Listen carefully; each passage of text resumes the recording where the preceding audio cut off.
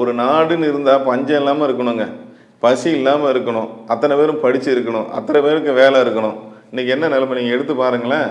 நீங்கள் எல்லா இதுலேயும் வந்து யார் இருக்காங்கன்னு பாருங்கள். முக்கியமான வேலைகள்லாம் இருக்குல்லங்க, அந்த லிஸ்ட்டெல்லாம் நீங்கள் எடுத்து பாருங்களேன். நம்ம பாமரத்தன்மையாக நம்ம உட்காந்துட்டு இருக்கிறோம், நமக்காகத்தான் பாடுபடுறாங்க. நம்ம இவங்களுக்கெல்லாம் நம்ம வந்து ஓட்டு போட்டோம் அப்படின்னா நம்ம வாழ்க்கையெல்லாம் வந்து மாறிடும், நாமெல்லாம் வந்து பெரிய அளவுக்கு வந்து பெரிய ஆளான் ஆயிடலாம் அப்படின்னு சொல்லி நாம நினைக்கிறோம். இப்ப இவர் சொல்றாருல்ல, குறிப்பிட்டவங்க தான் வந்து உயர்ந்தவர்கள், மற்றவர்கள்லாம் சூத்திரர்கள். நமக்கு அதெல்லாம் ஒண்ணும் இல்லைங்க.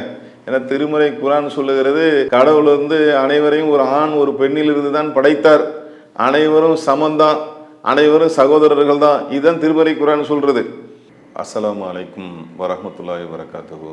அன்பார்ந்த சகோதர சகோதரிகளே, செய்தியும் சிந்தனையும் என்ற இந்த நிகழ்ச்சியில பல்வேறு அண்மை செய்திகளை நாம் பார்த்து வருகிறோம். அந்த தொடர்ச்சியில இன்றைய தினம் நாம் பார்க்க இருக்கக்கூடிய செய்தி, அசாம் மாநில முதலமைச்சர் ஹிமந்த பிஸ்வா சர்மா தன்னுடைய எக்ஸ் வலைதளத்துல ஒரு பதிவை வந்து போடுகிறார். சூத்திரர்கள் அனைவரும் அடிமைகள் அப்படின்னு சொல்லி ஒரு பதிவை வந்து அவரு போடுறார். உடனடியா என்ன செய்யறாருன்னு பார்த்தா, போட்ட பதிவுக்கு பல தரப்புகள்ல இருந்து எதிர்ப்பு வந்து வருகிறது. அப்ப இதை வந்து நீக்கக்கூடிய காரியத்தையும் அவர் வந்து செய்திருக்கிறார். மாநிலத்துடைய முதல்வராக பாஜகவை சேர்ந்த இவர் இருக்கிறார். நடிக்கிறதுன்னு சொல்லுவாங்கல்ல, நாங்க வந்து இந்துக்களுக்காக பாடுபடுகிறோம், அவர்களுடைய முன்னேற்றத்துக்காகத்தான் நாங்க வந்து உழைக்கிறோம் என்றெல்லாம் அவங்க ஒரு பக்கத்துல அந்த மாதிரி மக்களை நம்ப வைக்கக்கூடிய ஒன்று நடந்து கொண்டு இருக்கிறது.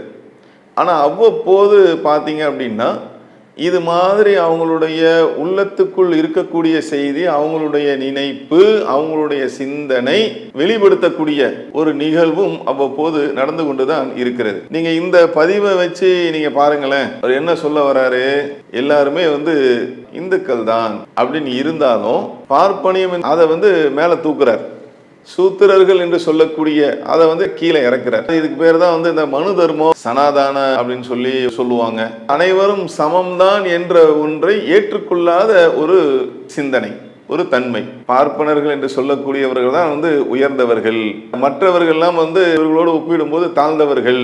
அதனால இவங்கெல்லாம் என்ன செய்யணும்னா இவர்களுக்கு அடிமை சேவகம் செய்ய வேண்டும்.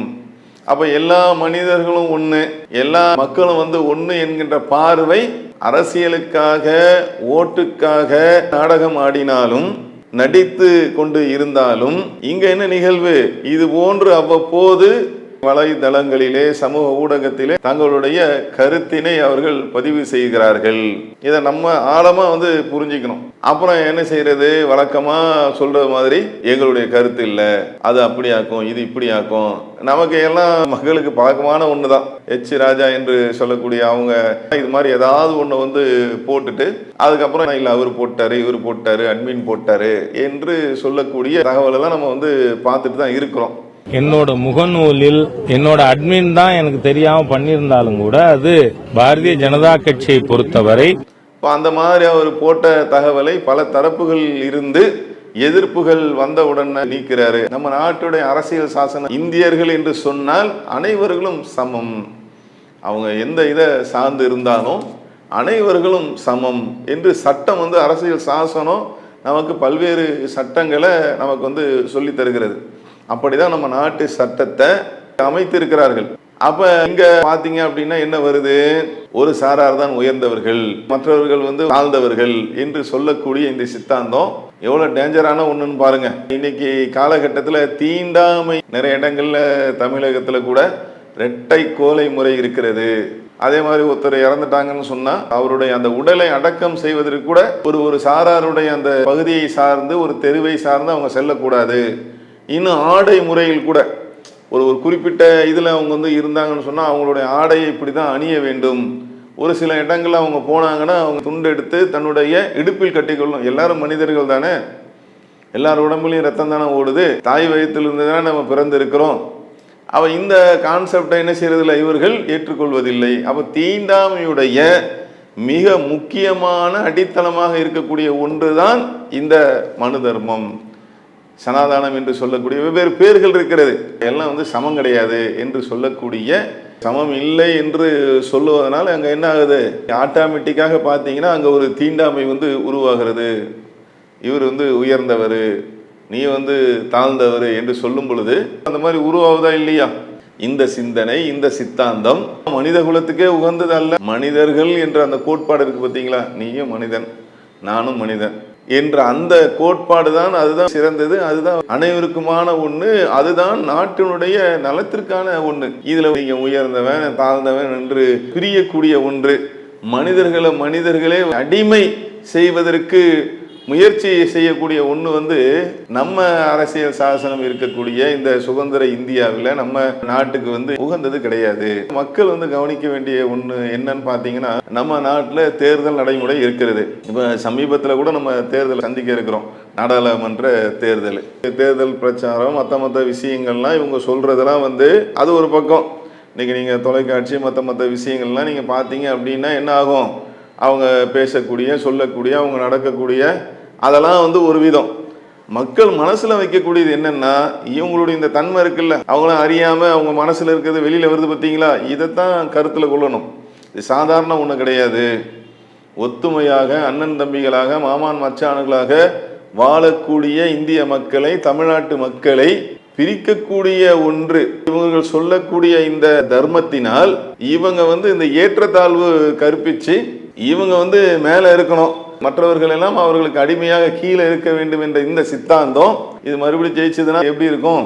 நம்ம தான் யோசிச்சு பார்க்கணும். சனாதனம் என்று சொல்லக்கூடிய அந்த சித்தாந்தத்தை அவர்களுக்கும் அனைவரும் சமம் என்று சொல்லக்கூடிய நடக்கக்கூடிய ஒரு முக்கியமான ஒரு கட்டம். இதை நம்ம புரியணும். இதுல இருந்தெல்லாம் இந்த உதாரணத்தை மக்களாக இருக்கக்கூடிய நாம வந்து படிக்கணுங்க.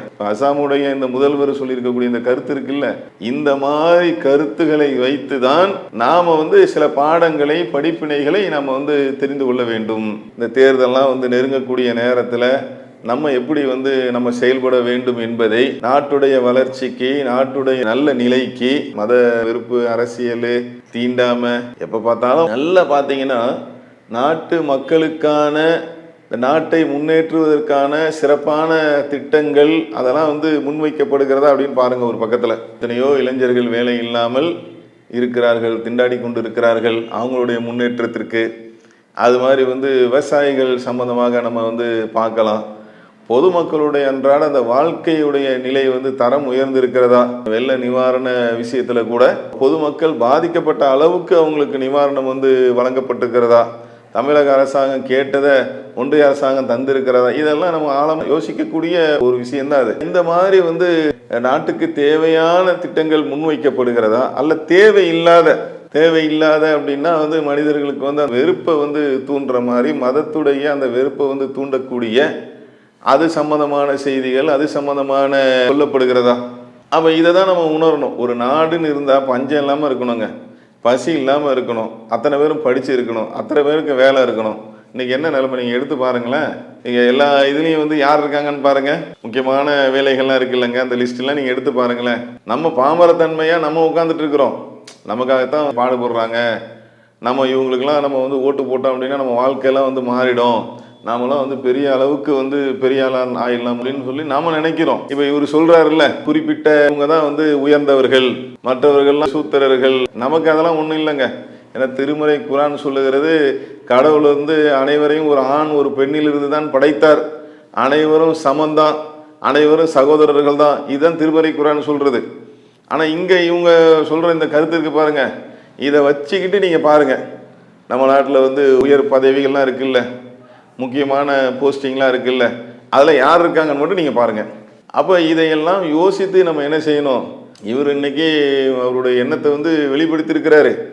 இப்படி ஒரு நிலை இந்த தேர்தலில் நம்ம நாட்டுக்கு இப்படி வந்துச்சுன்னா மக்களுடைய நிலை என்ன? இது ஆரோக்கியமானதா, ஆரோக்கியமாக இருக்குமா என்பதையெல்லாம் யோசித்து முடிவெடுக்கக்கூடிய மிக முக்கியமான இடத்துல நம்ம இருக்கிறோம். ஆக மொத்தத்தில் இவர்களுடைய இந்த பாசிச பாஜக என்று சொல்லக்கூடிய இவர்களுடைய சித்தாந்தம் என்பது இதுதான். அசாம் முதல்வர் வந்து பிரதிபலிச்சிருக்கிறார். அப்ப இதில் கவனத்தில் கொண்டு நாம் அனைவரும் வருங்காலங்களில் நம்மளுடைய நாட்டுடைய முன்னேற்றம், பாமர்களுடைய முன்னேற்றம், இருக்கக்கூடிய அனைவருடைய முன்னேற்றம், இதுக்கெல்லாம் எது ஏற்றதோ அதை நாம் வரக்கூடிய நிகழ்வுல நம்மளுடைய உரிமைன்னு ஒன்று இருக்குல்ல, தேர்தல், அதில் நிலைநாட்டக்கூடியவர்களாக நம்ம உரிமையை சரியான முறையில் பயன்படுத்தக்கூடியவர்களாக நம்ம இருக்க வேண்டும். இந்த தகவலை எல்லாம் நாம் நினைத்து பார்த்து அதில் செயல்பட வேண்டும் என்று சொல்லி இந்த நிகழ்ச்சியை நிறைவு செய்கிறோம். அஸ்ஸலாமு அலைக்கும் வரஹ்மத்துல்லாஹி வபரகாத்துஹு.